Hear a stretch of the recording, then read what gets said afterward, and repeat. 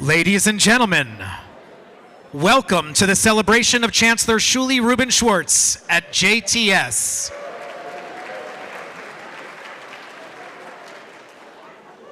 Please welcome to the stage now, Alan Levine, Chair of the Board of Trustees of JTS.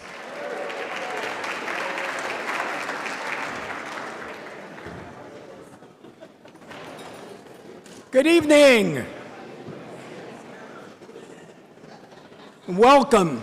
What a spectacular crowd.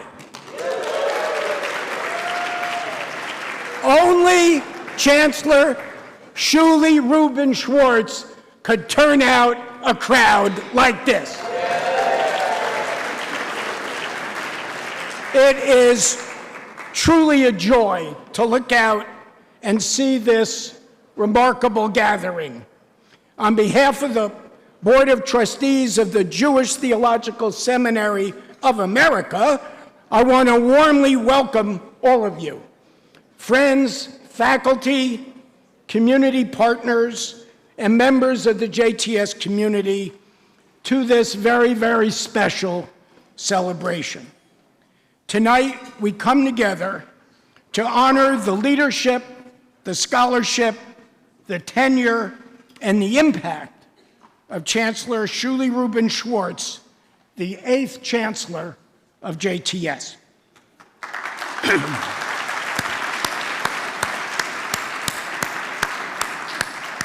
First of all, thank you, all of you, for coming this evening. Your presence tonight means a great deal, not only to the Chancellor, but to all of us who care deeply about JTS and its mission. I want to express my deepest gratitude to everyone who helped make this evening possible, with special thanks to the sponsors at every level. Your generosity and commitment to JTS and to Chancellor Schwartz's vision are profoundly appreciated. I am thrilled to share with all of you that through your generosity tonight, in honor of Chancellor Schwartz, we have raised more than $800,000 to support JTS.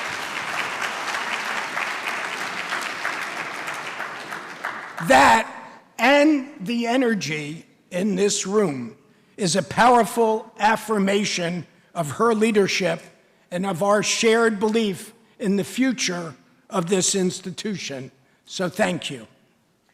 We are especially honored tonight by the presence of two former chancellors of JTS, Chancellor Emeritus Ismar Schwartz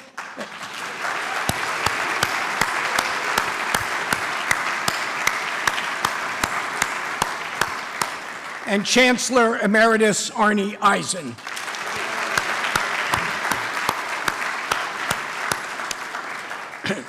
Thank you both for all you have done for JTS, including always supporting our current Chancellor through her tenure.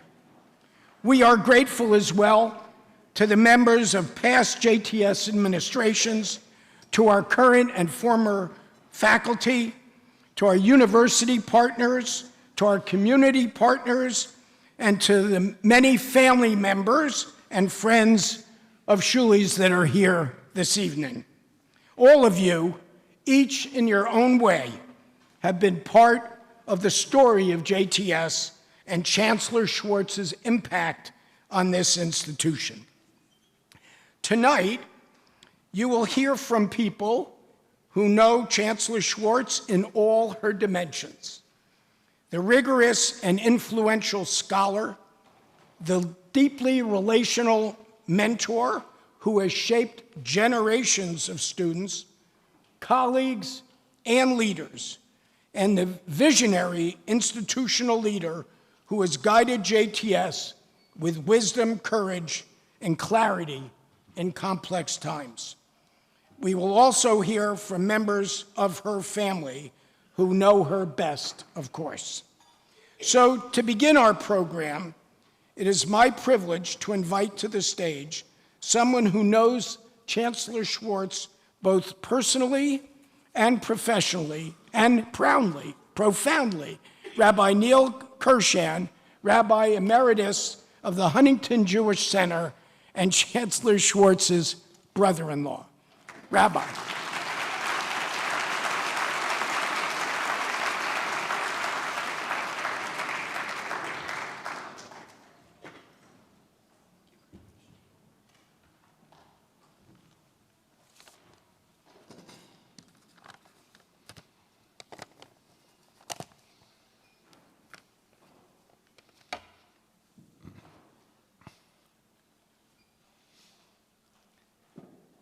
V'yiramuhu b'kahal am, uv'moshav zkenim yahalaluhu.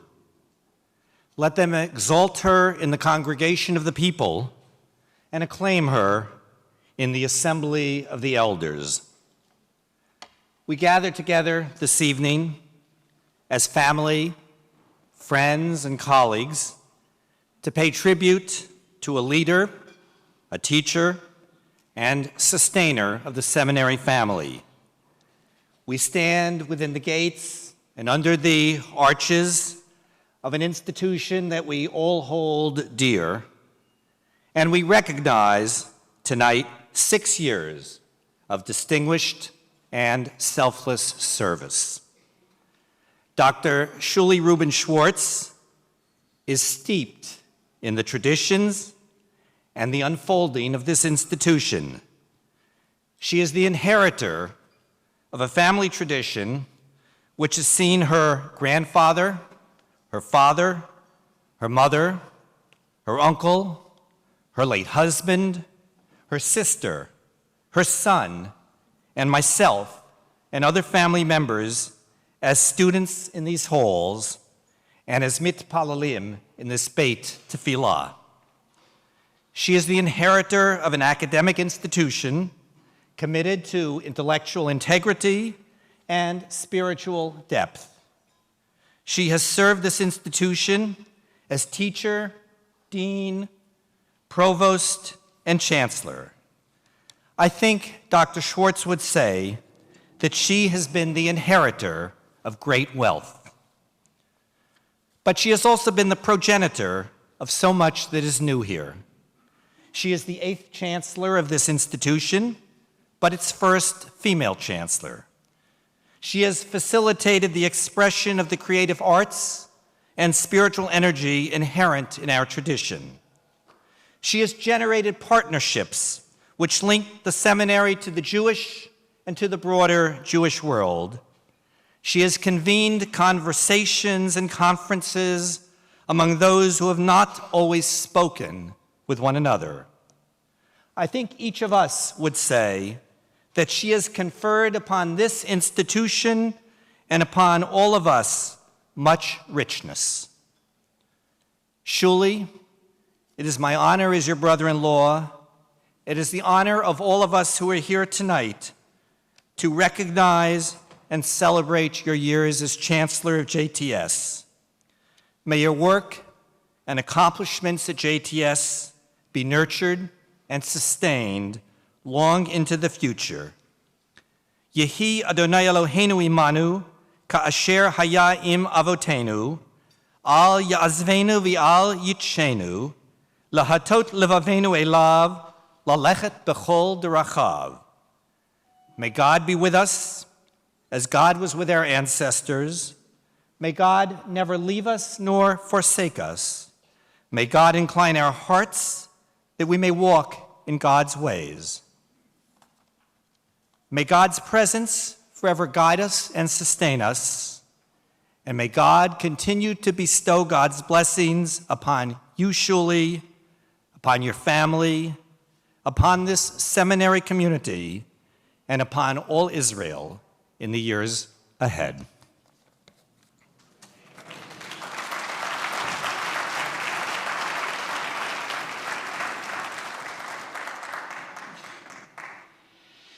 Every great institution has its anchors, the people whose lives become part of its very foundation. Chancellor Shuly Rubin Schwartz's journey began in high school when she attended the Jewish Theological Seminary's Prosdor program. She continued part-time in the Teachers Institute while attending Barnard, earning her bachelor's degree in 1974. Upon graduation, she began full-time studies at JTS, earning her master's degree in 1976 and her PhD in 1987, establishing herself as a formidable scholar of American Jewish history with her dissertation and first book on the Jewish Encyclopedia. After teaching adults in various continuing education programs, she returned to JTS in 1991, beginning a professional journey that would span decades. As a faculty member, her teachings and research gave voice to the overlooked, culminating in 2006 with the National Jewish Book Award for her groundbreaking work, The Rabbi's Wife, The Rebbitzin in American Jewish Life. For 25 years, as Dean of List College, she shaped the undergraduate experience, expanding the community and mentoring generations of new leaders. In 2010, her leadership broadened as she became Dean of the Gershon Kext Graduate School, pioneering new academic pathways, including the MA in Jewish Ethics. She was named JTS's first female provost in 2018, guiding JTS's academic vision with clarity and a steady hand. Then, on June 1st, 2020, history was made once again when Dr. Schwartz was appointed the 8th Chancellor of JTS, the first woman to lead the institution in its 134 years. Always looking toward the future, she has led the implementation of a bold strategic plan, broadening the JTS experience, strengthening the faculty, and securing JTS's role as a vigorous moral voice for the next generation. From student to scholar, author to leader, Shuly Rubin Schwartz hasn't just studied and taught history, she has made it.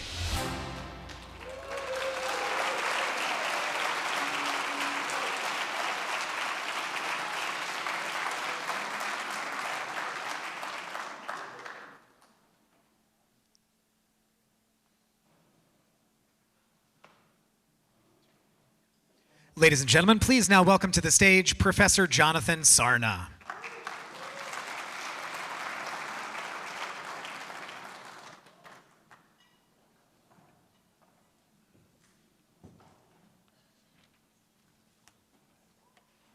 Shalom, and thank you for inviting me to be here. As I walked in the door this morning, I realized it's almost 70 years since I first walked in the door here at the Jewish Theological Seminary, back when my late father had joined its faculty. I didn't know Shuly Rubin Schwartz back then, but I have known Chancellor Schwartz since she was a graduate student many years ago, but she hasn't, as you saw in those pictures, she hasn't changed at all in all those years.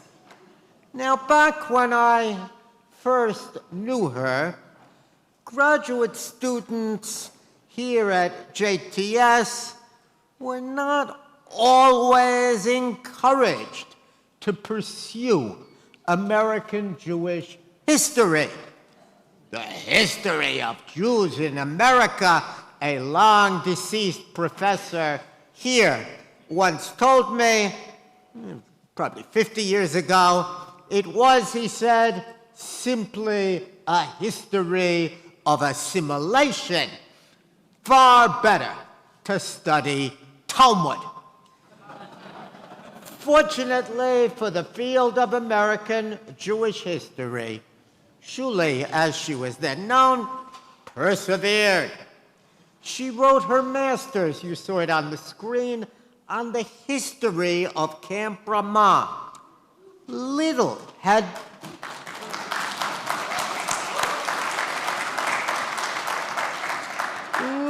had been written about the history of and significance of Jewish camping at that time. It was all kind of terra incognita, and she wrote a truly pioneering thesis later published that fundamentally changed how Jewish educational camping, and especially the history of Camp Ramah, has been understood. Nobody today would write in that field without reading and citing her important work. Now, most students would have built upon that MA and transformed it into a PhD thesis. But that was never Shuly's way. She's always been much more creatively inclined.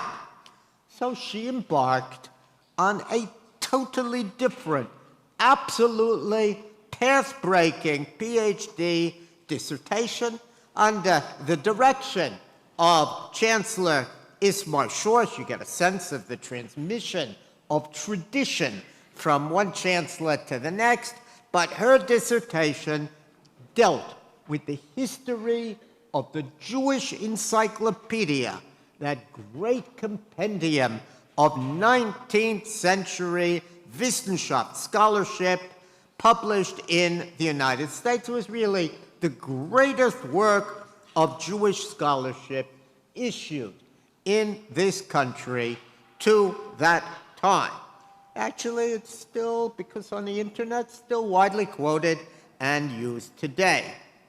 Shuly, in that fabulous PhD dissertation, contextualized the encyclopedia, introduced its major players, several of them scholars right here, analyzed the controversies surrounding major articles and approaches, and placed the overarching themes of the encyclopedia in their cultural context.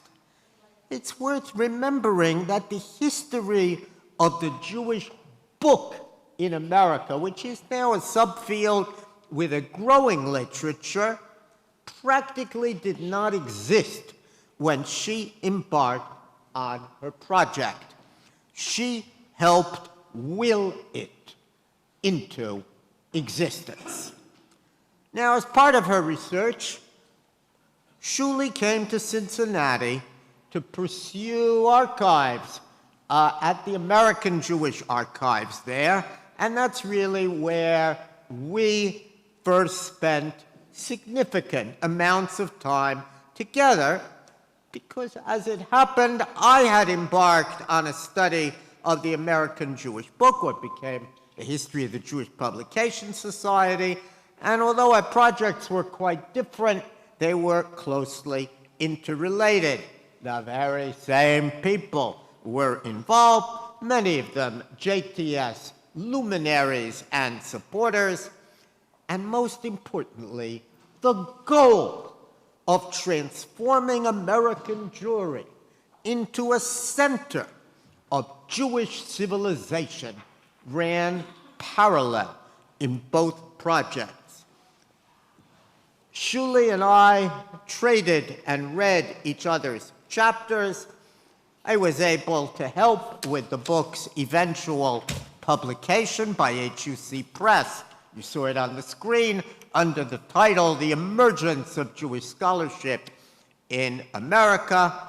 And between her book and my book, published around the same time, the idea that American Jewry underwent a cultural renaissance in the late 19th century, in part, it's very relevant today in response to surprising anti-Semitism. That became an established idea in the field, and others later built upon that idea. The book was very well received, and then there was an inevitable question: what next? And once again, what was so impressive to me and others was that Shuly didn't take the easy route and say, I'll work on a spin-off project. even though she was so deeply involved in administration by then. But easy solutions, as her colleagues over the years know, rarely satisfy her. So instead, she once again embarked on a wholly new and somewhat risky project, a history of the American Rebbitzin, the wives of rabbis. As you've heard, life experience prepared her very well for this project. Her mother was a Rebbitzin, she was a Rebbitzin, her daughter-in-law is a Rebbitzin. But remember, feminist scholars at the time disdained the Rebbitzin as a type. It reflects everything that we oppose in Judaism. One critic told me, Shuly understood that the untold story of the American Rebbitzin was actually vital to understanding the history of the American synagogue as an institution, and also revealed much concerning the changing roles of women. You look around the room, you can see evidence of all of that. In the end, she produced truly a model study that spanned the different movements of American Jewish life, taught us much more than we ever knew before about leading Rebbitzins, compared rabbis' wives to the wives of Christian ministers, and demonstrated how Rebbitzins paved the way for the emergence of rabbis and scholars on the American scene. I think there's much in that book that also paved the way for her success as Chancellor. Now, Shuly wrote that book while she was busy as a seminary administrator. People like me, who had the luxury of holding full-time faculty positions in American Jewish history, we always held her up as a role model to our students. She showed that even a mother with a demanding full-time job could make time for creative, scholarly projects. She gets a lot done in a week. Looking back, it is clear that Chancellor Schwartz's scholarly career helped pave the way for her success in her chancellorship. Predecessors like Solomon Schechter and Cyrus Adler and Louis Finkelstein, they were not just names to her. She'd read their books and papers. She learned much about how they accomplished what they did in spite of obstacles, how their home lives intersected with their work lives, even about budgetary matters, which feature in her books and, of course, in her chancellorship. She effectively served as a bridge between the old seminary, which she understood and respected and loved, and the new seminary, which she helped bring into being. She, in many ways, embodies in her person, in her scholarship, in her chancellorship, the twin poles of tradition and change that stand at the heart of this institution. The seminary, as well as the field of American Jewish history, have been deeply enriched by Chancellor Schwartz's creativity, menschlichkeit, and by the force of her personality. Thank you.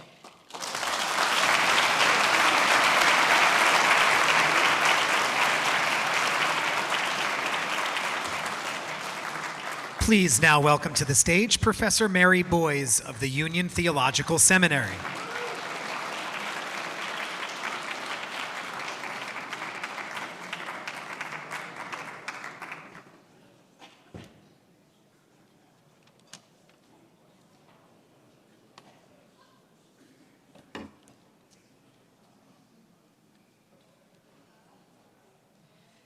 There is in her a spirit that is intelligent, holy, unique, manifold, subtle, mobile, loving the good, keen, irresistible, beneficent, humane, steadfast, sure, free from anxiety.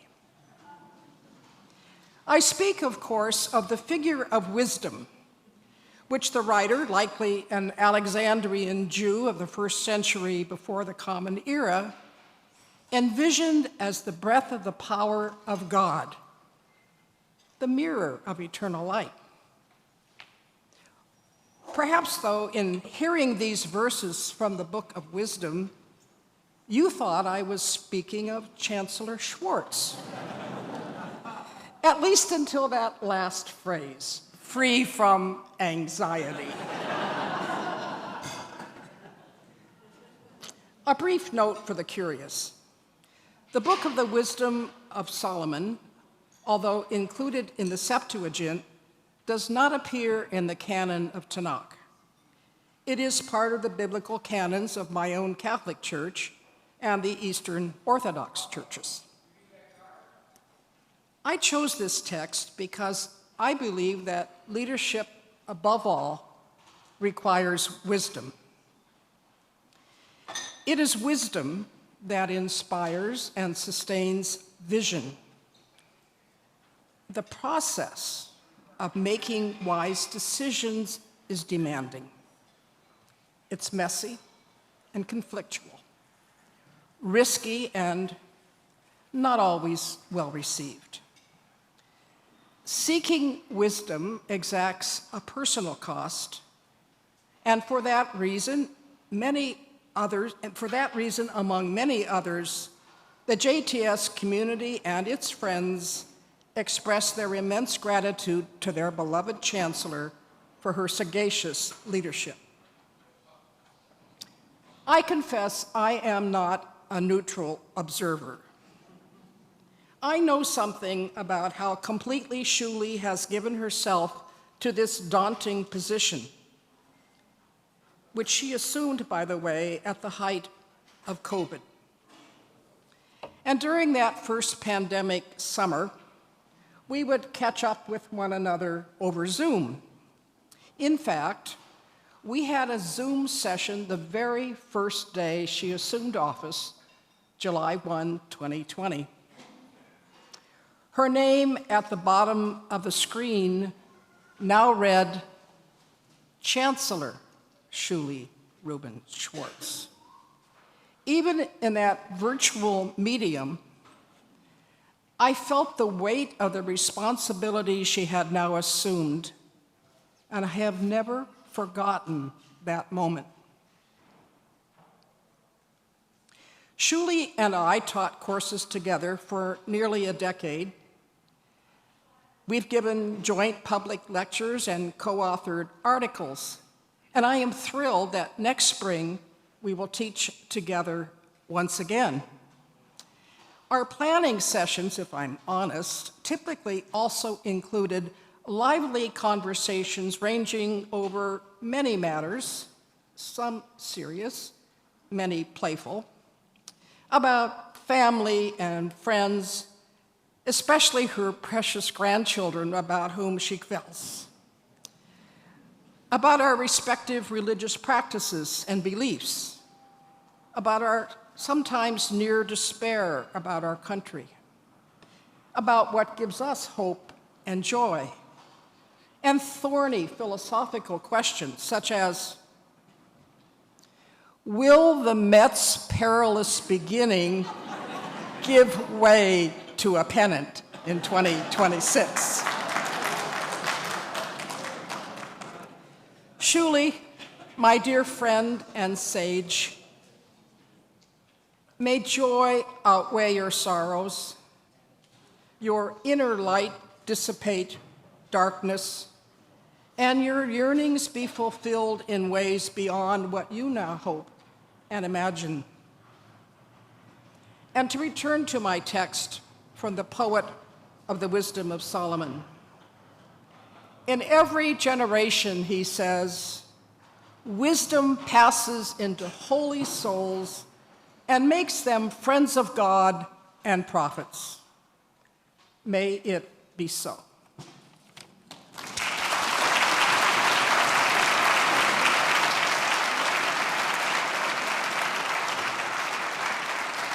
Ladies and gentlemen, please welcome to the stage Amy Scott Cooper, CEO of the National Ramah Commission.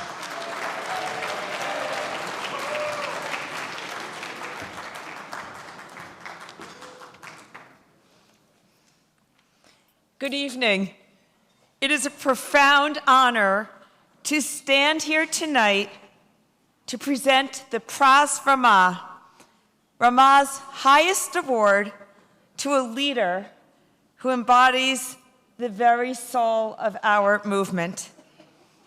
The Rubin Schwartz connection to Ramah endures Midor Lador, a four-generation family tapestry. This legacy began in 1950 with your parents, then JTS students Mordechai and Gila Rubin. It is a history written in Ramah weddings and the births of new generations lived across the landscapes of multiple Ramah camps.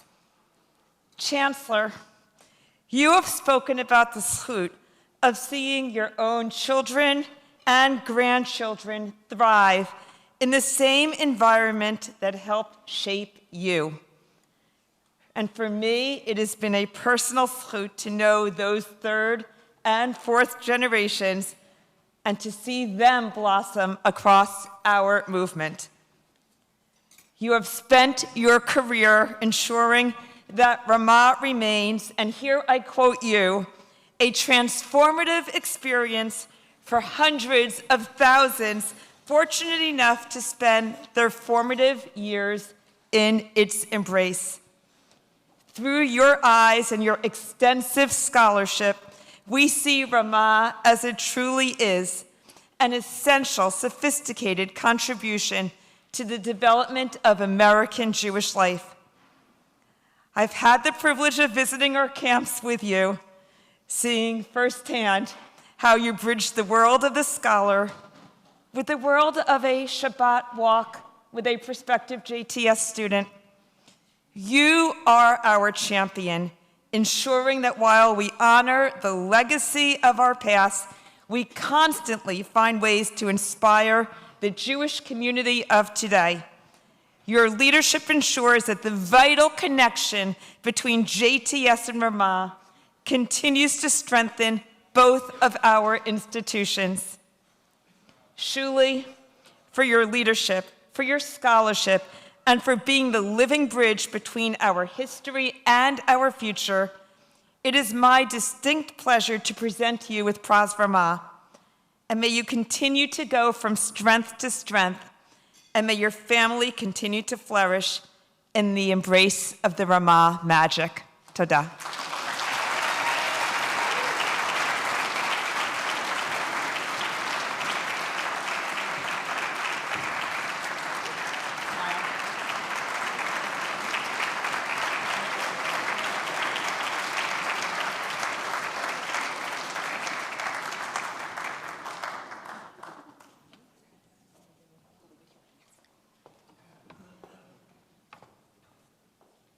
And now, please welcome to the stage Cantor Rabbi Shoshi Levin Goldberg, Director of the H.L. Miller Cantorial School.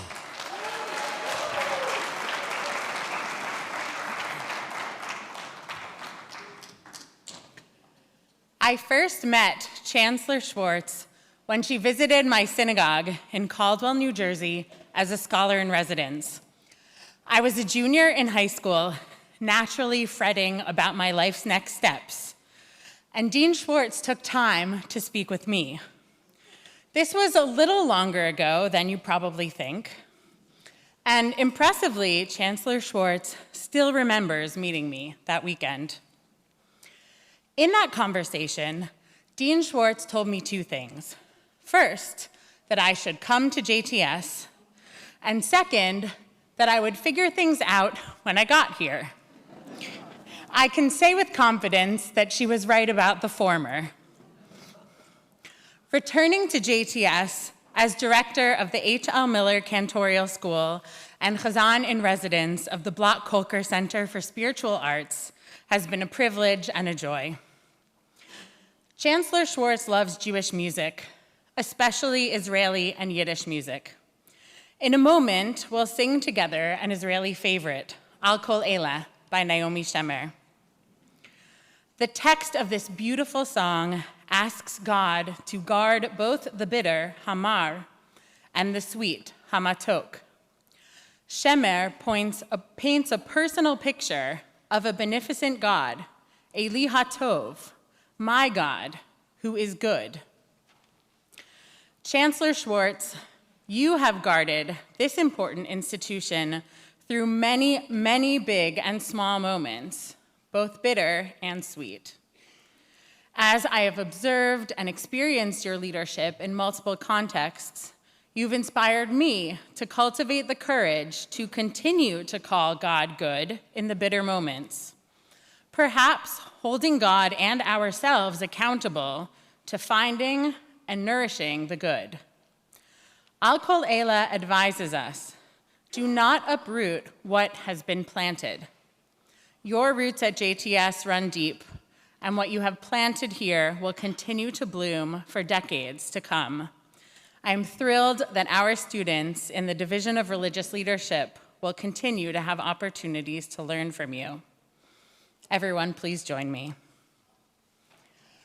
Al hadvash ve'al ha'oketz, al hamar ve'hamatok, al bitenu hatinoket shmorei li hatov, al ha'esh ha'mevoeret, al ha'mayim hazakim, al ha'ish hashav habayta min ha'merchakim, al kol eileh.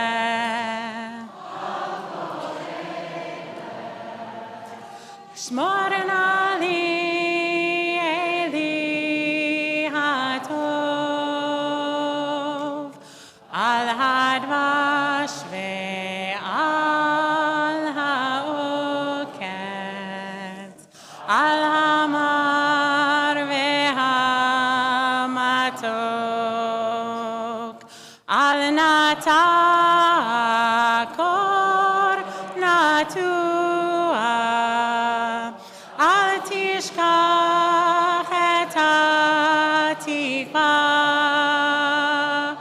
hashiveni ve'ashuva el haaretz hatova.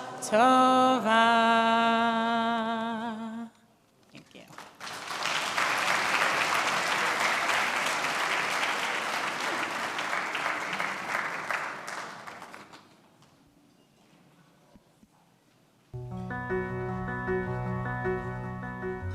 You don't always get the combination of this kind of real academic seriousness and this graciousness and openness and generosity all in the same person, but you do with her. I think in a world that's increasingly transactional, I think that Shuly really is masterful at the relational, at understanding that each person is unique and special.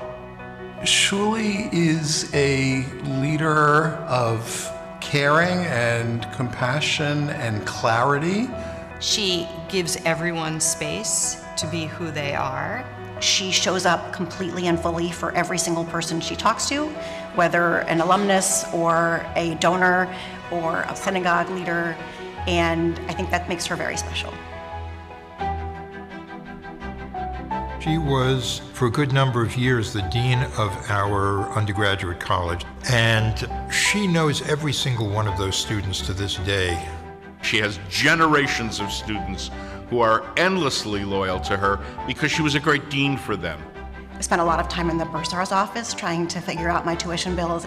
And I went to talk to Shuly, who will always be Dean Schwartz to me, and she helped make it financially feasible for me. She used funds from her dean's undergraduate fund to be able to allow me to pursue my dream. It's why I support her fund every year since I've graduated. I came out of the closet in 1998 at JTS, and it was a hard moment. And I wanted and needed to take a leave of absence from school. And Dean Schwartz at the time was literally the only person who supported me in that decision. That's the reason why I'm still involved with JTS. She set my whole life on a course correction. I got married to a fellow JTS graduate.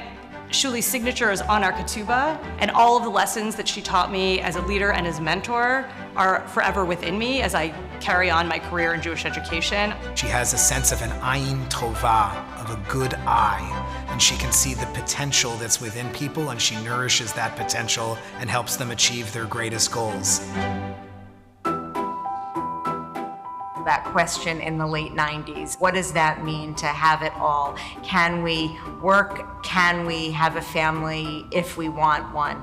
And Shuly represented, yes, we can. We can fully succeed in all different facets of our life. And I thank her for paving the way. Shuly is a first-rate scholar of American Jewish life, and she wrote a book, a path-breaking book about the Rebbitzin, which was the wife of a rabbi. She showcased them as significant people in the passing on of a Jewish civilization. She knows within her soul that this is part of her lifelong mission, to make sure that the transmission of culture takes place. Shuly is a scholar, and I look at this kind of life of balance and of seriousness in so many arenas.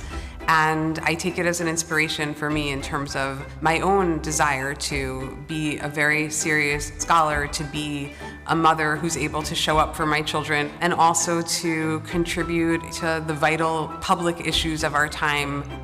Shuly has always been there when we've been supporting Israel and mobilizing as a community. Most recently, when we needed to support bringing the hostages home, we went to rallies together. And a few years ago, we traveled together to Washington, D.C. for the big rally on the National Mall. I was so proud to see when Shuly became named Chancellor, because I know the effect that she can have in creating positive community, positive culture. In the years that she served, particularly as Chancellor, she made us feel that we were on track.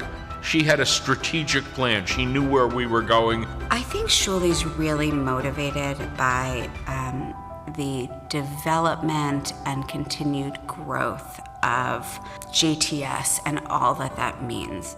She treats this work as vital to Jewish peoplehood, to American civil life. I think her love of this institution, her understanding of its importance, has always guided her. And that is actually a superpower, that kind of clarity. She was our advocate. She fought to make sure that the academic programs and that the library in service of those programs would be the best that it could be.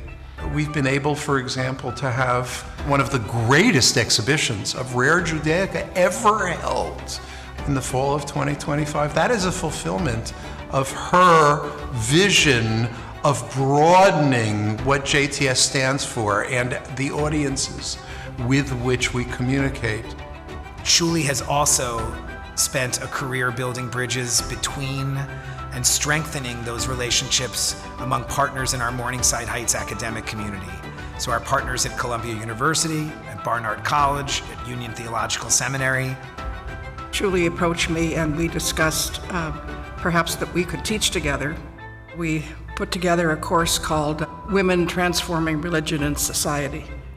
I think whatever gets us out of our own small base of work to engage with those who are other in some way, I think that's to be highly valued.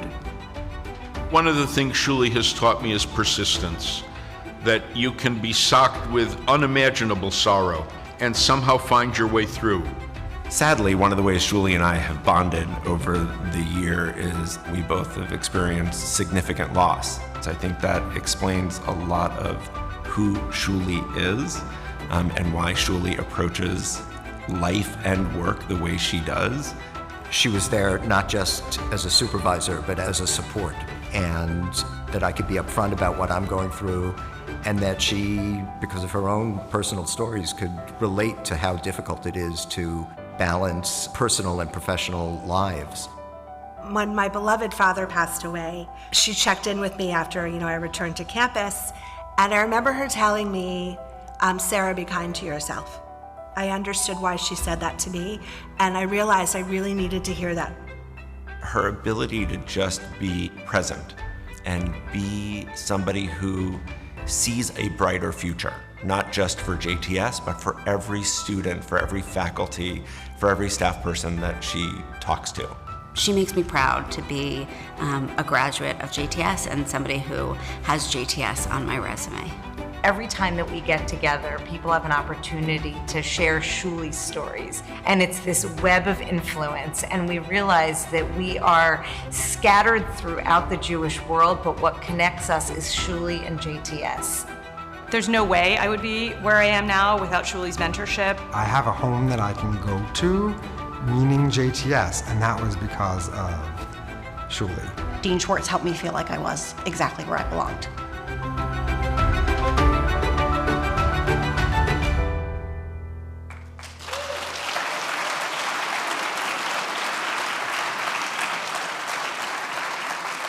And now, please welcome to the stage the Chancellor's children and grandchildren.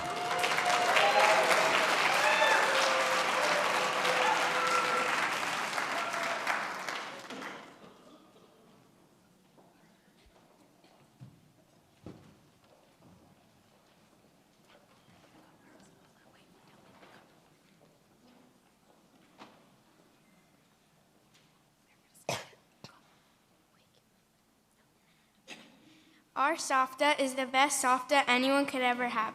She is so nice and very funny. I can talk to her for a long time about lots of things. We usually talk about what I'm doing in school, after school, and about what her and Saba do every day. Softa is always so flexible and will do anything anyone else wants. When I asked all of my cousins how they would describe Softa in one word, they said selfless, caring, kind, so smart, nice, and very, very funny. I love it when Saba and Softa come over for holidays to visit. Me and Softa always play lots of games, mostly Rummy Cup. Softa is also very smart, but she still can't beat me at Rummy Cup.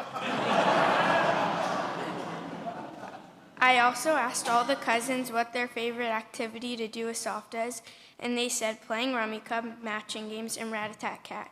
Going on walks while chatting, getting our nails done, eating dinner, and just hanging out together. I'm very happy that Softa will no longer be the Chancellor anymore.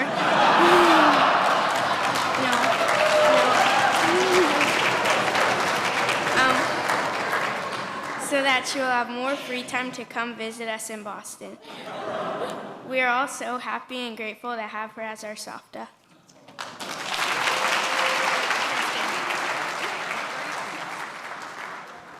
How fitting that I get to speak as part of the children tonight, because you and I didn't start as family. We had our own relationship back when I was a young admissions counselor at Barnard, speaking to a fellow Barnard alum who was the dean at JTS about our double degree applicants, and a friendship was forged. It was only years later, when you married Eric, that we became family. It has been a profound honor and privilege to have watched Shuly, to have watched you in your tenure as Chancellor for the past few years. When I reflect on your career and time as Chancellor, I think of the Barnard woman personified. Brilliant, tenacious, value-driven, and deeply committed to the idea that tradition and progress aren't at odds, they are partners. You led JTS to new heights, but always the historian, mindful of the lessons of the past. In Pirkei Avot, we learn, Emor me'at v'aseh harbeh, say little and do much. This has been your quiet leadership. In an era of loud noise, both online and in person, you have chosen meaningful action. You navigated the complexities of the Jewish world, not with ego, but with decisive actions, creating new programs, meeting and teaching one-on-one, and creating vital connections between others. But your actions are also in the realm of the personal. You teach our children through your actions. You have shown them that Jewish women can be strong and powerful leaders, while also remaining anchored in your family, values, and traditions. Thank you for showing them how to lead with grace, humility, and how to hold tight to our culture, how to speak quietly among the loudness that surrounds us. We are so proud of all you have accomplished.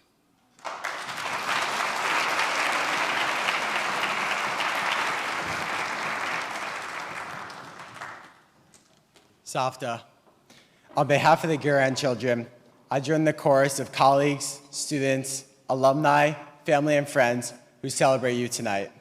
As the Bechor, who has known you the longest and is responsible for your familial name change to Savta, I want to say that although we live in Baltimore and I'm a student in Binghamton, I appreciate that you're always just a FaceTime away. I love that you make time for me.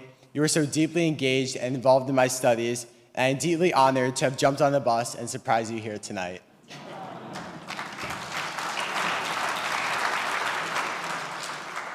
Building on that notion, what I love most about you is your dedication to spending quality time with not just me, but all of your grandchildren. For many years, this took the form of a few nights in New York City where you and Zadie took us to museums, Broadway shows, baseball games, and a dinner at Amsterdam Burger. This looks different for each family, but I know the Binstocks love your frequent visits to Riverdale and being so present in their lives, and the Porats in Israel look forward to your visits and their yearly summer vacations in the States, which include time with you. Savta, you may be world famous, and when I bring your name up in my circles, everyone knows not only who you are as a public figure, and because of your beautiful standout hair, but also how much you mean to me and to all of us grandchildren as our Savta. You have so many areas of expertise, but so important to me this past year was your time and advice in my college application process, not just reading and helping with my essays, but really helping me talk through important decisions that will impact my future education and profession. I'm looking forward to you visiting me in Israel next year on my gap year at Bar Ilan, and in general, being able to spend more time with our family. On behalf of all the grandchildren, we are so blessed to call you Savta. Mazal Tov, and we love you.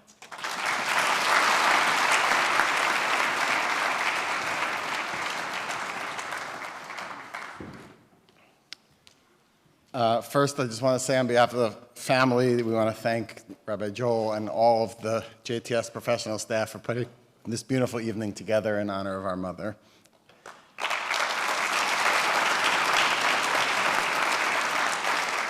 At the risk of being a historian this evening, let me begin with a brief history, because for our family, as you've already learned, the seminary has been more than an institution, and it continues to be a home.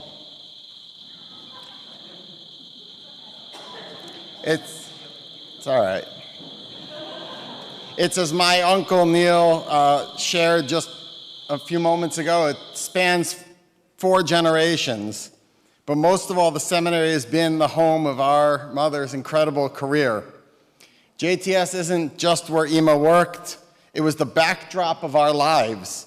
Our Ford Crown Victoria with sideways facing 3rd row bucket seats had the license plate DD 3080, as in this 3080 Broadway.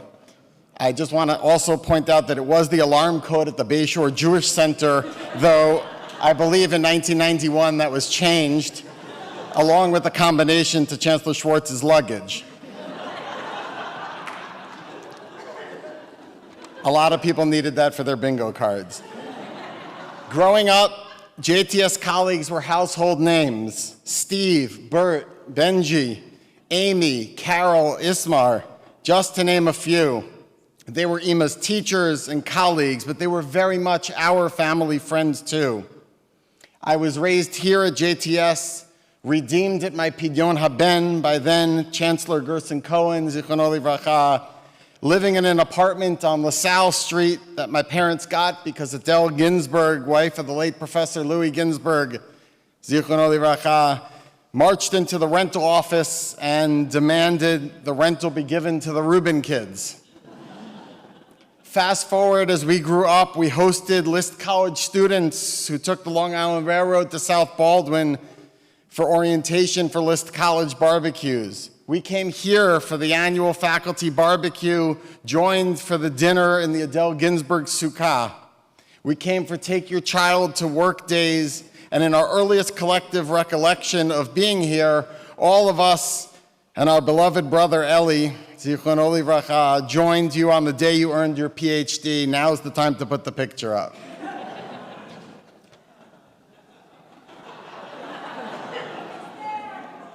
You were the first and the only family member I saw on 9/11. After walking 8 miles from downtown, I needed that hug. I came right here and we hugged it out. And in 2003 and 2004, we recall the way this entire seminary community came to comfort us after both Ellie and Gershon's untimely deaths. Everyone knows I prefer this faster, more Keva Stein minyan, but I came upstairs to Women's League so we could say Kaddish together many, many times.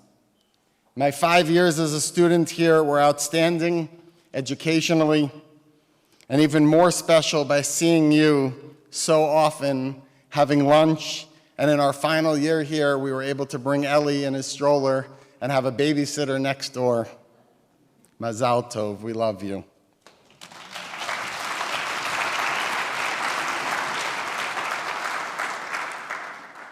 Ima, you are a historian by profession, the keeper of records and memories, and so it's fitting that you have served as our family historian, maintaining family connections, recording the history of our ancestors, of Rubin's delicatessen, of the Shpal Mishpacha.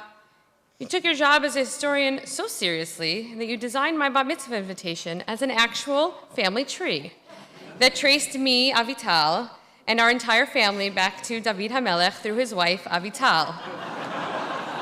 Super cool now, not when I was 13.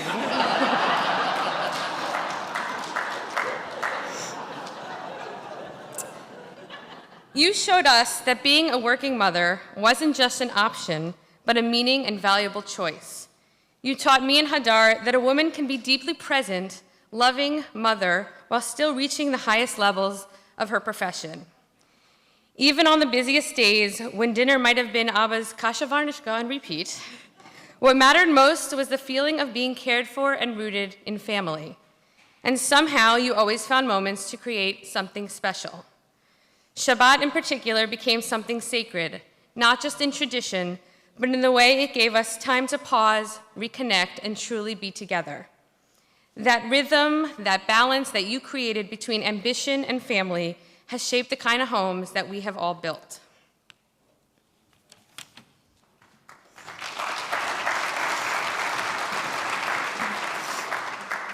You never miss the important moments. Weeks before Purim, we in our family aren't focused on planning our costumes or coming up with a theme for Mishloach Manot. No, we are scheduling our yearly Hamantashen date with Safta, with you. Every year you come to Riverdale with all the supplies, and we make Hamantashen just as we did with you as kids, just as you learned how to do from your own grandmother. As you can hear, it isn't just the big moments. You jump in for all the details too. You consult on Yom Tov menus. You serve as a valuable sounding board when work is stressful or we're stuck with our kids. You provide emotional support when life has dealt us heartache. We don't take for granted what a gift it is to have a mother we don't just love, but someone we like, we trust, and we truly admire. Ima, we love you. We are immensely proud of you. What a blessing, what a true honor to celebrate you today.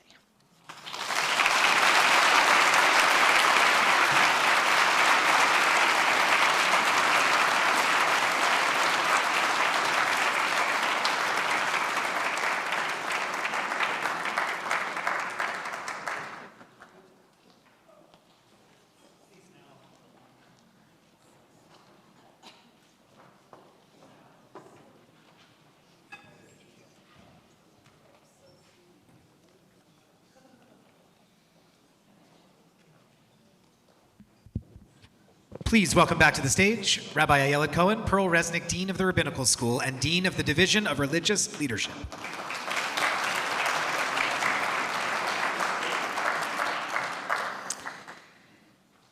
Chancellor Shuly Rubin Schwartz's leadership of JTS has been steady, loyal, and steadfast, what the Torah calls ne'eman, which comes from the same Hebrew root as emunah. In Sefer Bamidbar, God defends Moshe to his siblings by describing him as ne'eman. Moshe bechol beiti ne'eman hu. The 12th century commentator Rashbam explains the essence of trustworthiness by highlighting a powerful metaphor in Isaiah. Ne'eman hu, he is faithful, means kavua umeyusad kol sha'a bayom, fixed and grounded every hour of the day. Utekativ yated ne'eman b'makom, I will fasten him a peg firm in place. It says in Isaiah, this is something which will not fall any time soon. There is no question that Shuly has been at JTS and helped lead JTS through many hours and many days. In these last tumultuous years, she has held fast to the fact that we are an institution dedicated to Jewish scholarship, religious life, and community. Her commitment to these principles means that our tent pegs are driven firm in the ground of Jewish history and tradition and peoplehood, and that we cannot and will not close ourselves to academic freedom, to hard questions, to new ideas, even if they are troubling. In a rigorous academic and intellectual environment, students are here to learn. They will seek out mentors. They will make mistakes. And it is our job to help them not be afraid of the world and not to forget who they are and who they hope to serve. In a climate of shutting down dialogue and severing difficult relationships, Shuly has kept the relationships and the conversations open between JTS and our neighbor institutions and within our own institution and our movement. As a Jewish scholar who has dedicated her life to this institution and the training of learned Jewish laypeople and rabbis and cantors, someone who studies both rabbis and rebbitzins, Shuly understands that leadership happens both on the stage and behind the scenes. In one of the stories where Moshe most exemplifies ne'emanut, steady leadership, Moses, Aaron, and Hur ascend a hill to observe and direct a battle as the Israelites counter Amalek. And we know the story. When Moses lifted his hand, the Israelites prevailed, and when he lowered his hand, Amalek prevailed. But Moses' hands were heavy, and so they took a stone and put it under him, and he sat on it. And Aharon and Hur supported his hands, one on one side, one on the other side. Vayehi yadav emunah ad bo hashemesh. His hands were steady until the sunset. Vayehi yadav emunah. Moses' hands were steady, literally faithful. The steadiness of his hands comes from a source beyond Moshe himself. Moses accepts the help from Aharon and Hur and seems to understand that he can depend upon them for stability and security in the midst of immense challenge. Those steadying hands might be those of Moshe. They might be those of Henrietta Zold, who arrived at JTS to organize and edit her father's papers and left as probably the most learned woman of her generation. Or of Chancellor Shuly Rubin Schwartz, who steadfastly led us through turbulent years onto firmer ground.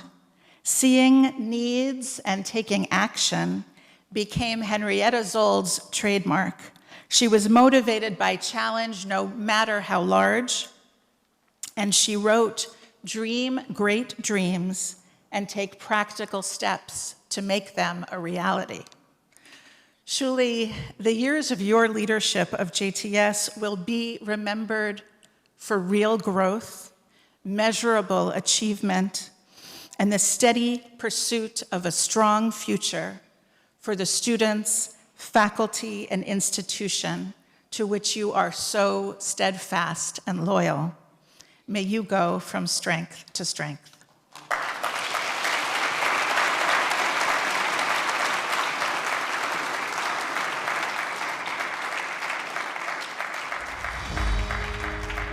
The brilliance of the rabbis after the destruction of the temple by the Romans was they were forging innovative, future-looking new possibilities. And I see Shuly's tenure as very much in that model. What distinguishes her is not just the ability to be a visionary, but to actually get it done. Chancellor Schwartz, in partnership with our Board of Trustees, created a big and bold and audacious strategic plan that imagined that JTS could reach new audiences, create new programming, and help to rebuild the pipeline to Jewish professional leadership. So now we have 3 divisions at JTS. The Division of Religious Leadership, the Division of Jewish Studies, and Shuly created the Division of Lifelong and Professional Studies, which is where these innovative programs can happen. I think that her vision encompasses different ways that people could use JTS as a place to connect with Judaism.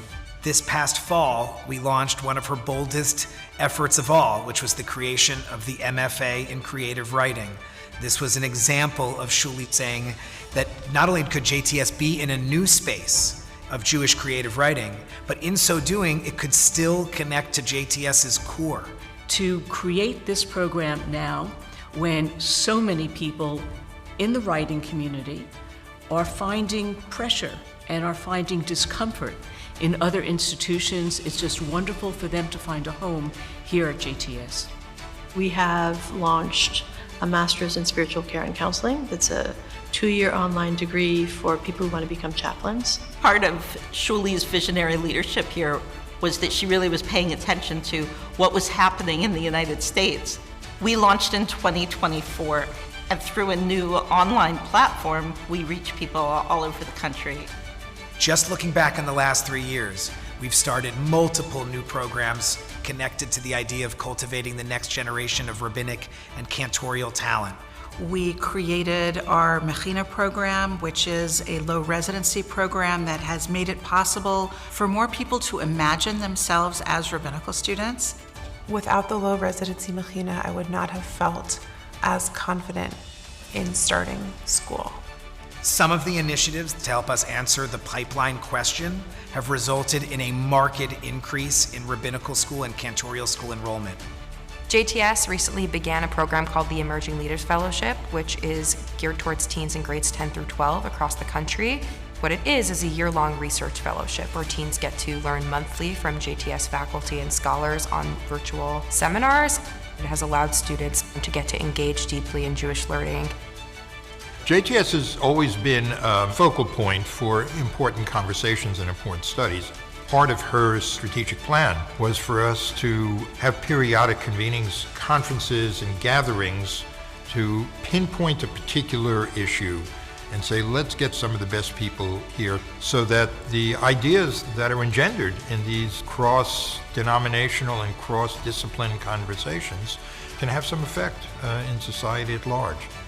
Another exciting development Shuly has brought to JTS is the Executive Doctorate in Leadership and Change that provides an opportunity for people who are well established in their careers to come and have mentors and scholars, experts in the field, as well as a cohort of other professionals to really gain skills for taking their work to the next level.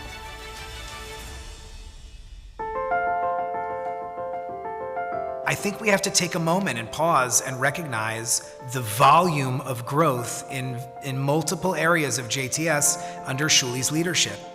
Shuly seems to me to combine really successfully the continuity with what JTS has always been, the tradition of academic rigor and excellence on the one hand, but she wants this place to be alive. She doesn't want this place to be what they call a legacy institution that stands on its past. The impact that Shuly has had on the strategic plan is about growth and bringing community back to JTS, finding new ways to expand what we've been doing for 140 plus years. These programs allow more people to see themselves here in the history of JTS. If I think, for example, about the MFA, we have students who never would have come to JTS before, who are now here and part of our student body. People will point to this as an expansion time at JTS. Maybe the most important piece of her legacy will be the hundreds of students who graduated List College under her watch and have gone out and lived meaningful Jewish lives and had a huge impact on the Jewish world. Thanks to her work and her vision, JTS is in an incredibly strong position to work together towards the future. We're only bringing in more students, more interest, and that's going to help JTS thrive and continue to redefine itself in this exciting new time.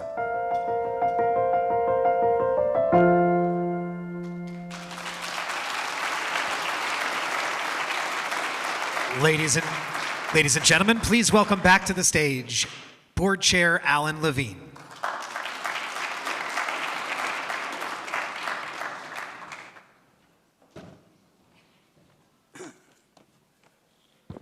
Thank you. And before we go to the final segment of this evening, I just want to give a shout out to Rabbi Joel Seltzer, who's coordinated this whole night.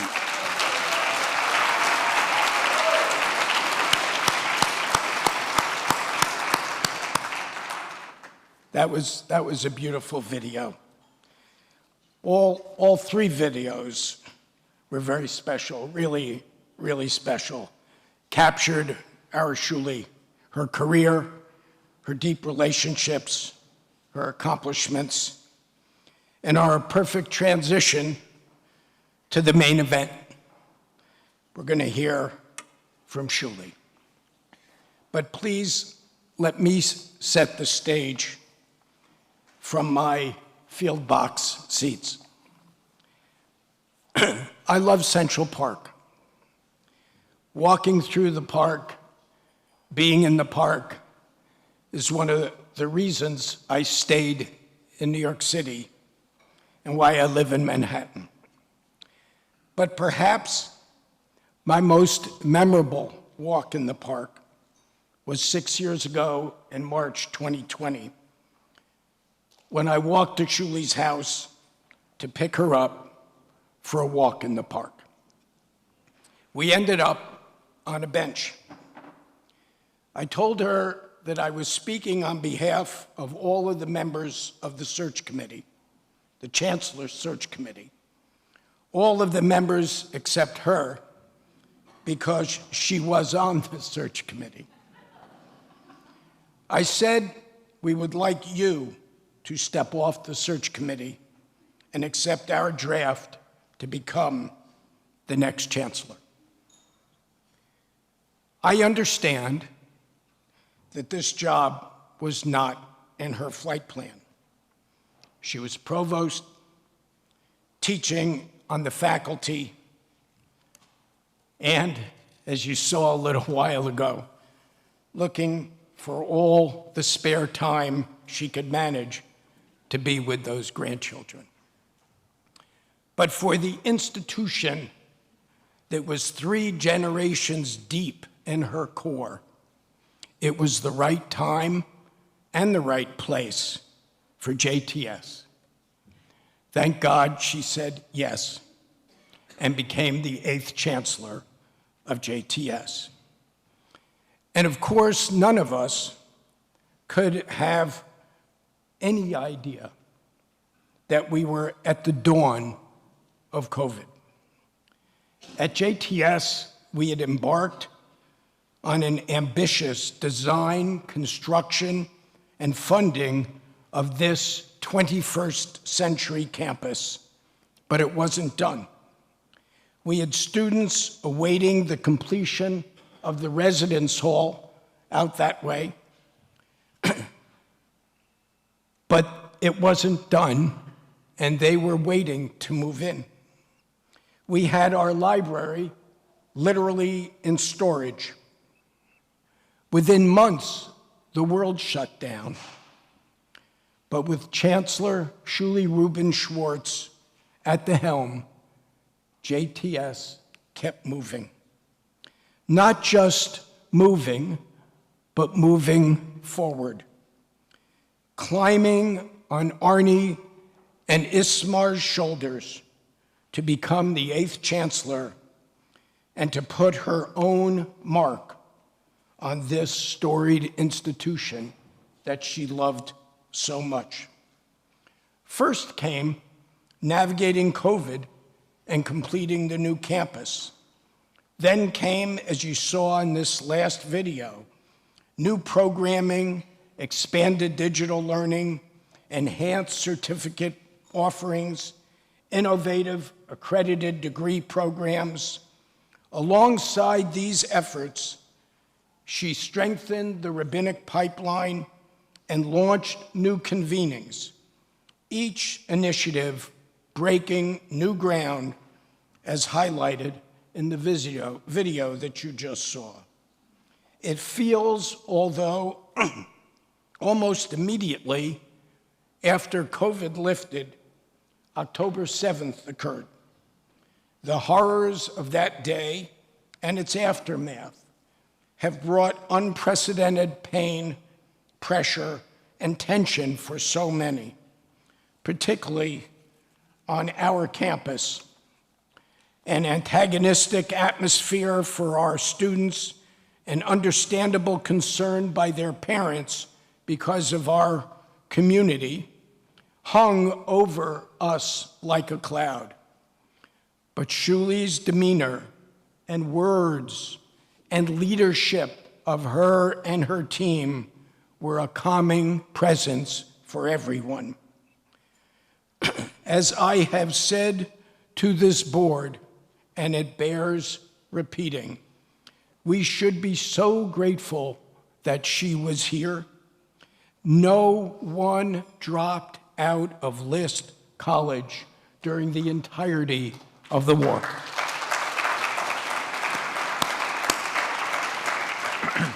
For the community, Shuly is a people person. People trust her, like her, want to work with her. Her focus was recruiting new scholars, new rabbinic voices, new administrative personnel, all bringing new energy. To call out the names of the new recruits in the last 6 years makes the exclamation point. All came on board after making the personal connection with the new chancellor, aligning with her view of where JTS belongs on the North American world Jewish stage.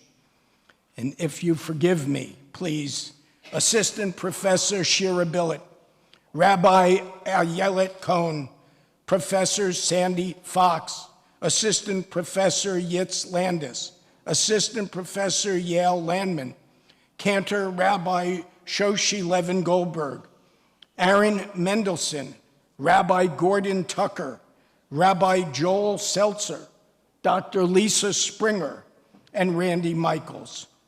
What new muscle Shuly has contributed to this institution, and please God, for many, many years to come.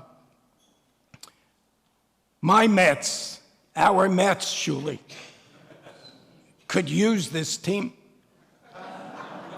Every day, each one of these people shows up, gets up to the plate, and hits the ball over the fence. Not quite what our Mets are doing today. For me, this has been a real personal relationship.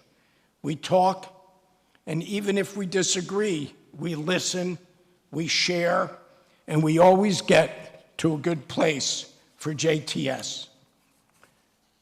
I have learned a lot working with our Chancellor, and I am a better person and Jew because of her. Tonight, all of us have learned more about her life and her accomplishments. We have heard from colleagues, students, faculty, alumni, and her family. Ladies and gentlemen, now let's hear from our Chancellor.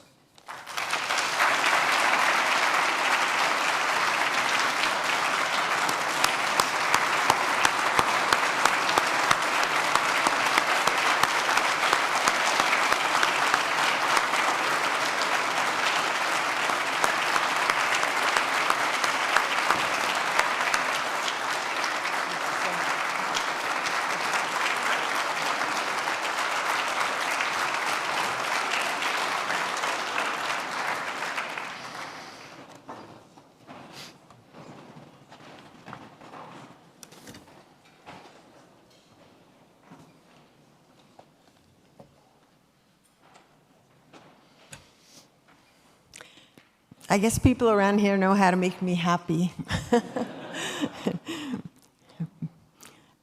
Bring in alumni, bring in the wonderful people that I work with, get my whole family here. This is such a beautiful moment. Thank you all. It is especially meaningful to me that there are so many alumni here. Each of you brings back warm memories of conversation, learning together, struggle, achievement, celebration, and sadness. We connected in class, over a meeting, in my office, on the street, in my apartment, over breakfast, or by chance, anywhere in the world. My family always would joke with me that it couldn't possibly be that there were only 200 students in Lisk College, because I could never walk 5 blocks without someone.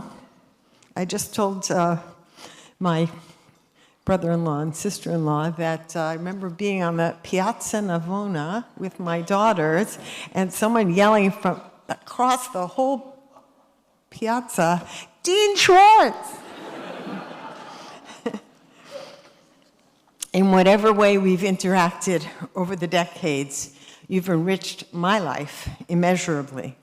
And as you've shared in so many moving ways tonight, and through notes and conversation and these wonderful videos, and as we can feel in the room, apparently the feeling is mutual. There is nothing more gratifying than witnessing students graduate and make their mark in the world, professionally and as lay leaders, in a wide range of arenas. As parents, as community members, activists, clergy, academics, and more.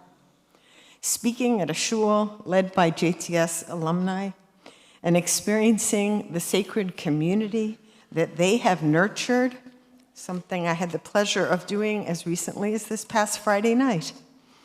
Or inviting a student back to JTS to teach, to join the administration, or to join the board. It doesn't get better than that. My engagement with the JTS board began with Gershon Kext, Zichrono Livracha, whose love for and commitment to JTS was boundless, and whose kindness and support were life-changing for JTS and for me personally. I've been fortunate to have benefited from his encouragement and generosity, and so moved that his family is present to celebrate with us this evening.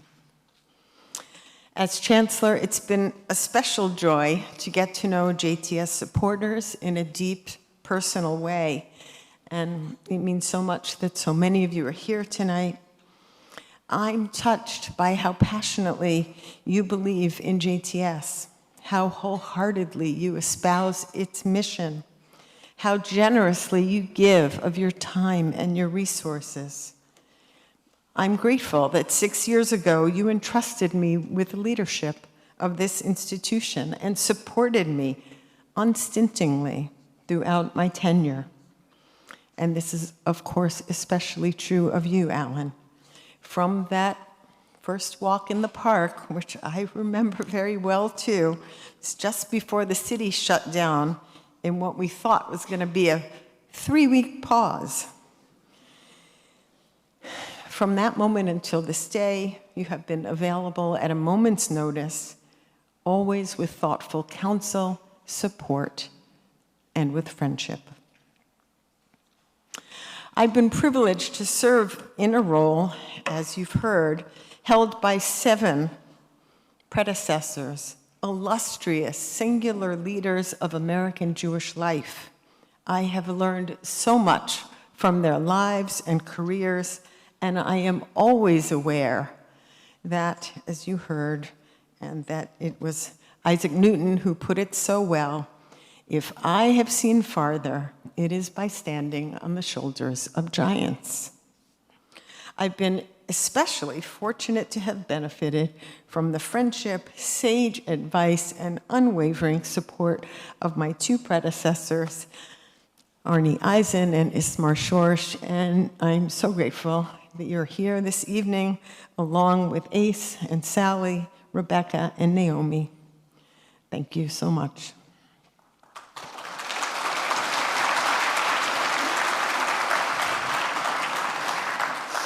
And I am so lucky to have worked with such an exceptional senior team. Each shares my deep love for this institution, and each has been instrumental in everything we have achieved. Trusted and beloved colleagues, I will sorely miss working with them. These treasured relationships are the bonus that made my work notably joyful every day. This evening, I want to pay special thanks to everyone who worked tirelessly to make this fabulous event so extraordinary. First, Rabbi Joel Seltzer.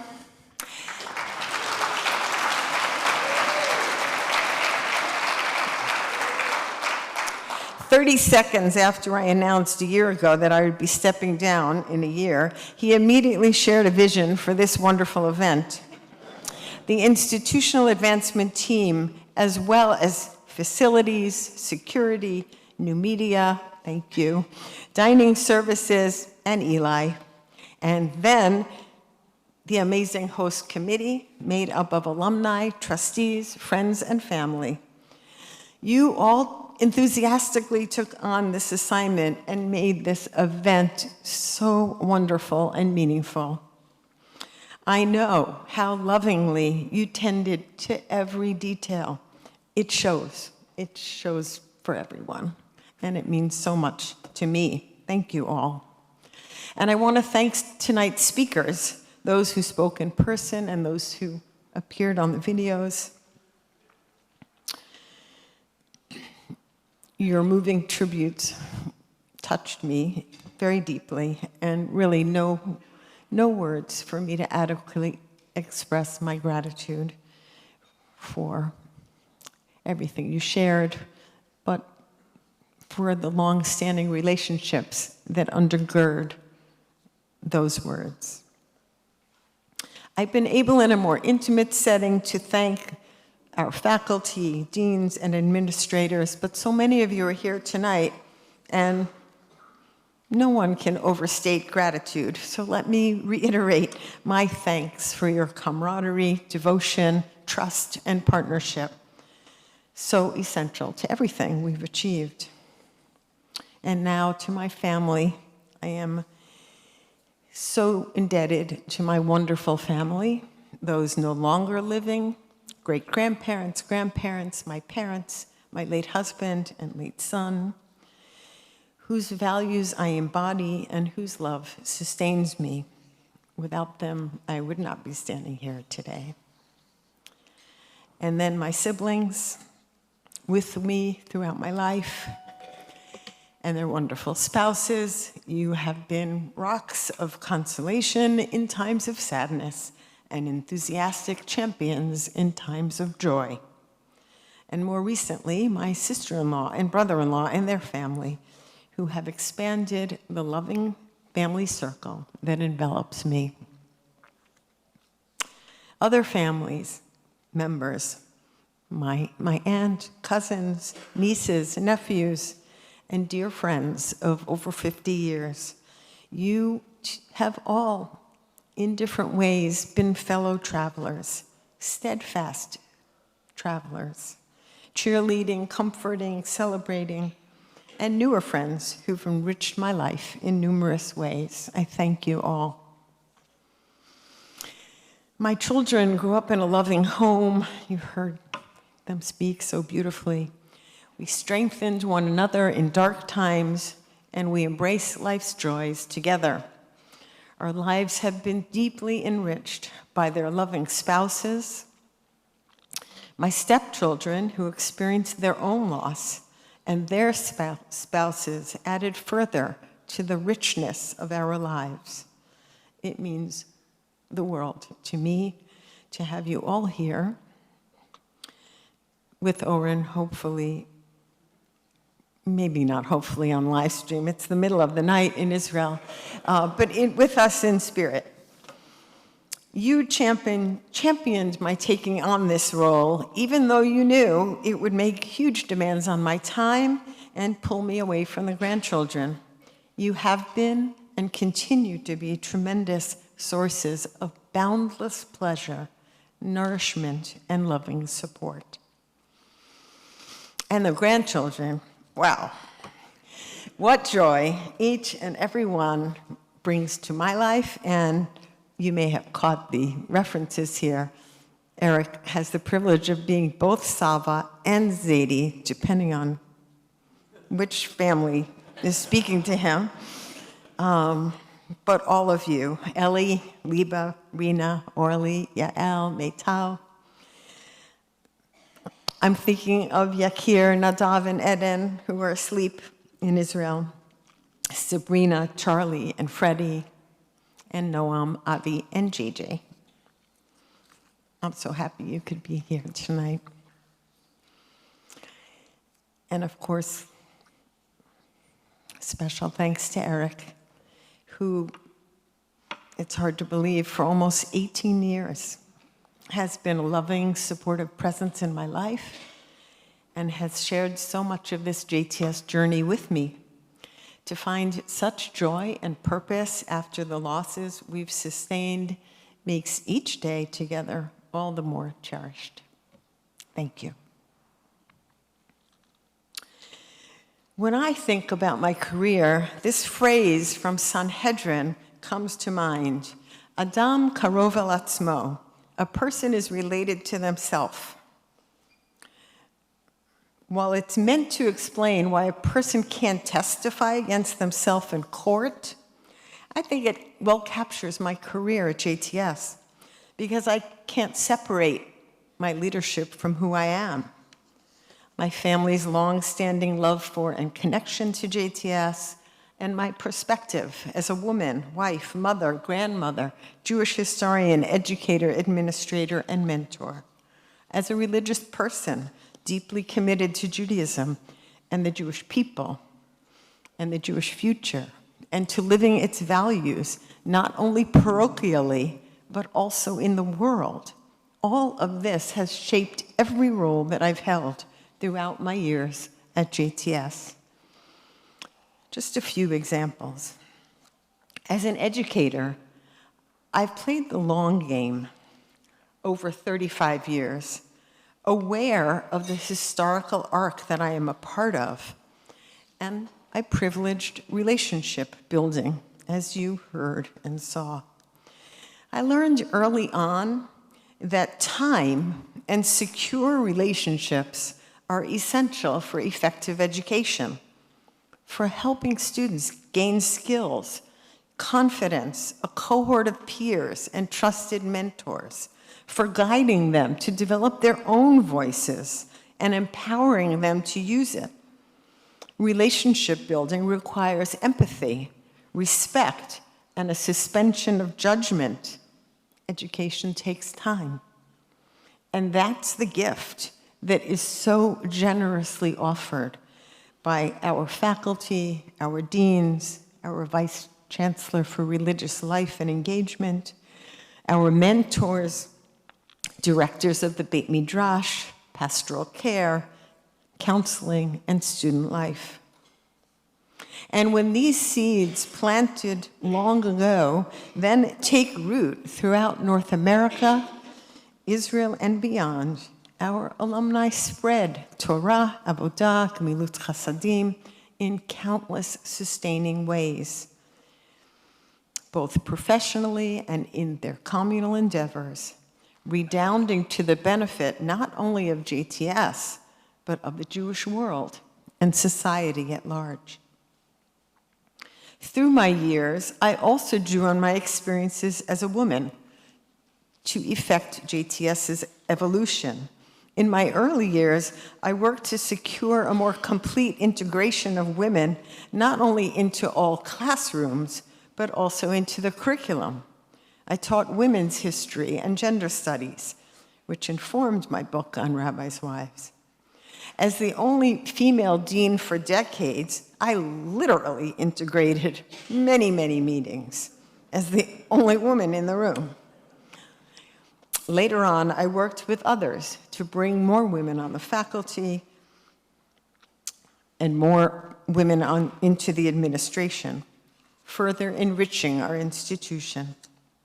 When my appointment as Chancellor was announced on June 1, 2020, the outpouring of excitement from all quarters of the Jewish world, but especially from women, was palpable.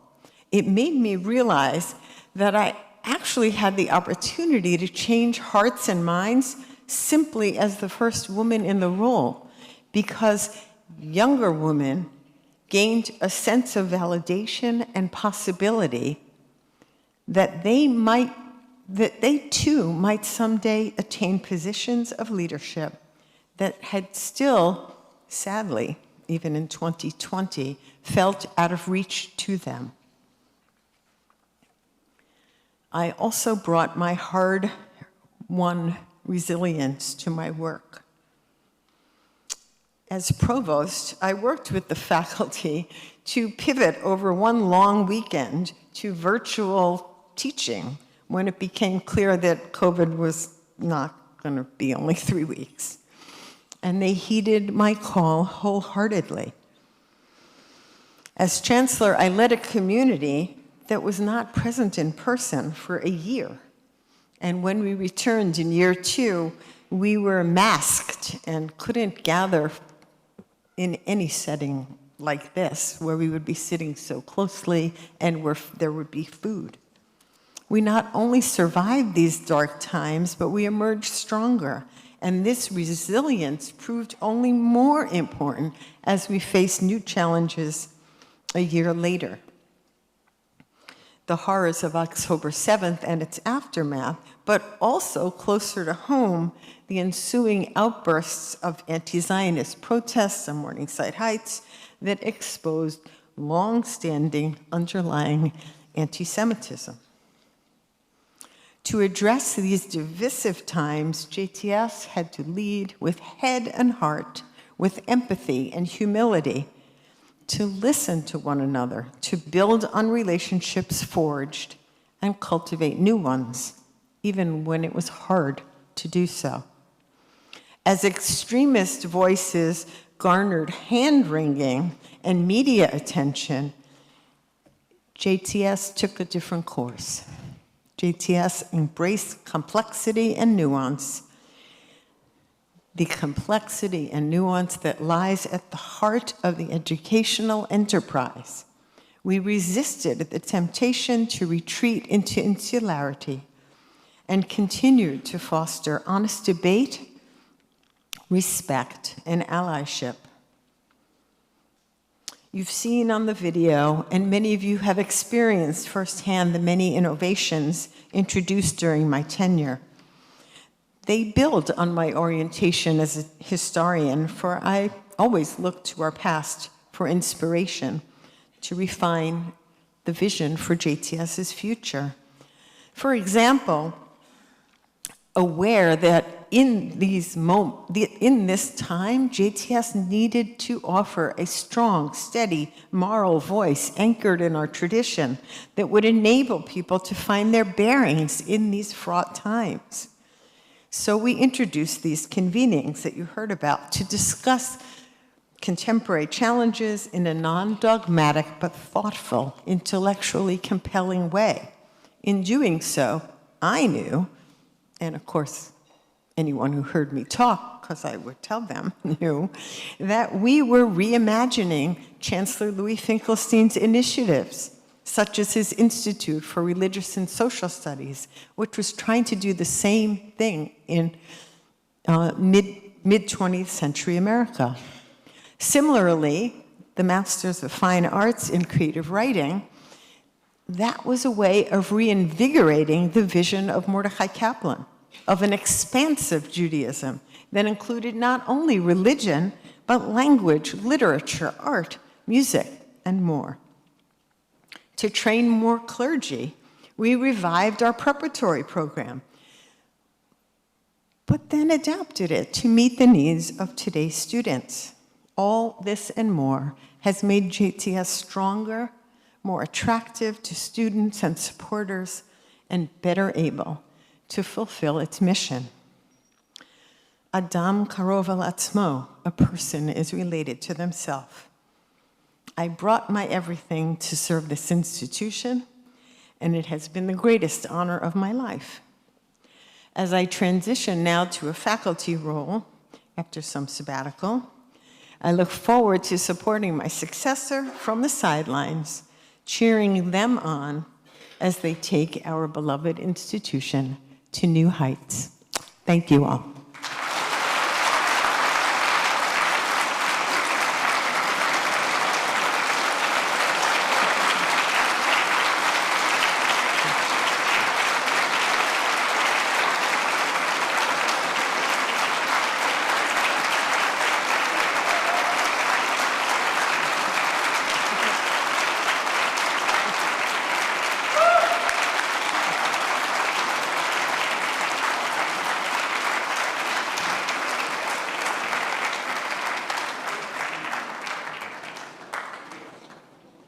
Please now welcome to the stage Rabbi Jeremy Kalmanovsky.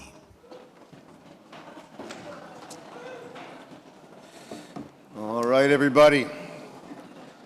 Shuly. We have reached the end of the program, and I've been asked to recite a blessing to salute the end of Chancellor Shuly Rubin Schwartz's illustrious tenure. We Jews mark the end of things by invoking that most precious blessing, the Kli Machzik Bracha, the blessing that contains all other blessings, Shalom, the blessing of peace which we need so much in this difficult world. Shalom is the last word of the Birkat HaKohanim, V'yasem lecha Shalom. That's what brings us to the end of the Amidah, Sim Shalom. The last words of Birkat HaMazon, quote Psalm 29, Adonai Yivarech Tamo, Shalom. It's the Talmud's way to close off even very dense legal tractates with a little homiletical flourish, and in 4 or 5 cases, a tractate ends with the following teaching about Shalom, which is often also quoted at the end of a daily Shacharit service. Amar Rabbi Elazar, Amar Rabbi Chanina, Talmidei Chachamim, Marbim Shalom Ba'olam. Rabbi Elazar says in the name of Rabbi Hanina, the disciples of the wise increase peace in the world, which seems obviously absurd. Everyone knows, in the rabbinic world or in the academy, teachers and students are not that peaceful. They like to tussle and tangle and criticize and sometimes attack and sometimes not so gently and sometimes not so respectfully. The very core of our tradition, of our learning tradition, is machloket, disagreement, argument, milchamta shel Torah, the war about Torah. Our tradition is about what we fight about. So is it true that the disciples of the wise increase peace in the world? This is one of those things that you should believe is true, even when it is not always apparent. Shuly, I'm blessed that you asked me to bless you and salute you, because your leadership uncovers the elusive, but very real and very deep truth that the disciples of the wise indeed fill the world with peace. Why is it true? The 18th century Hasidic master Elimelech of Lezhensk said it's because we are Talmidei Chachamim. Because we Chachamim machzikim et atzmam ketalmidim. The sages ask themselves what they can still learn in the world. I bless you, Shuly, and I bless us all. May we all retain the wonder of being students who can learn from everybody. Maybe the disciples of the wise increase peace in the world, as Rav Kook said, because peace is not agreement. It doesn't mean that everybody comes to the same position. It means revealing the harmony that emerges from the different notes of the music. Truth in God's world is not one single point. Truth in God's world is infinitely faceted. When we talk about Shivim Panim LaTorah, we mean that this diamond has 70 facets. And Talmidei Chachamim Marbim Shalom Ba'olam.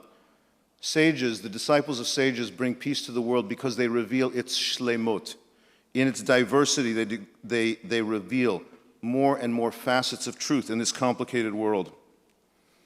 And maybe sages bring peace in the world with the Bible verse that Rabbi Hanina invokes.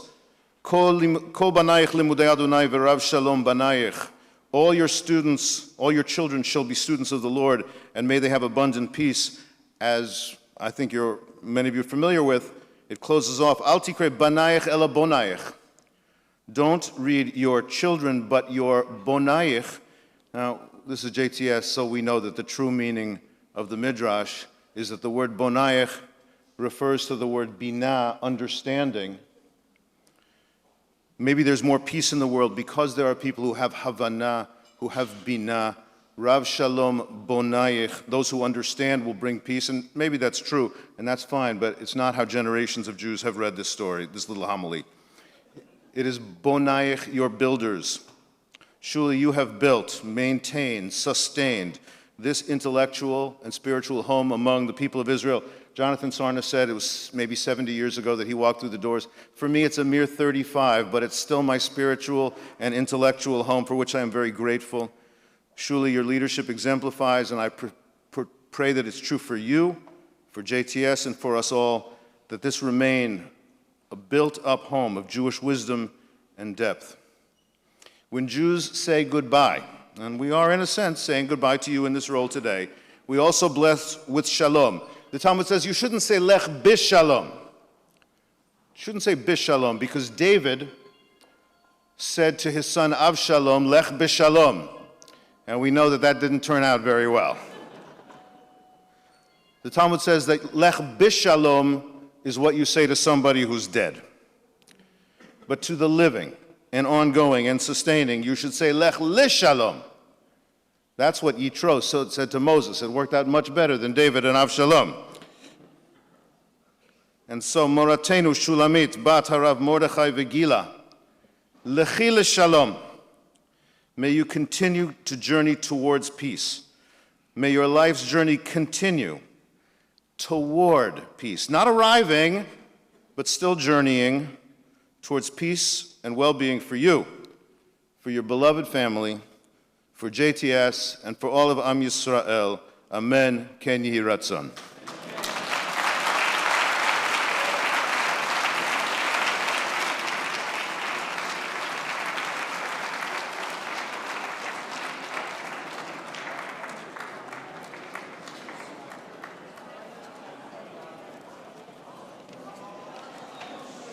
Thank you. Thank you, Rabbi Kamenowski. Just a few more words. What a lovely evening we have enjoyed in celebration of Chancellor Shuly Rubin Schwartz, her tenure, her legacy, and the many exciting new programs that are part of her vision. Thank you once again, all of you, for being here in support of this institution and her great work. And we look forward to gathering again soon to celebrate the next step in JTS's bright future. Good evening and get home safely.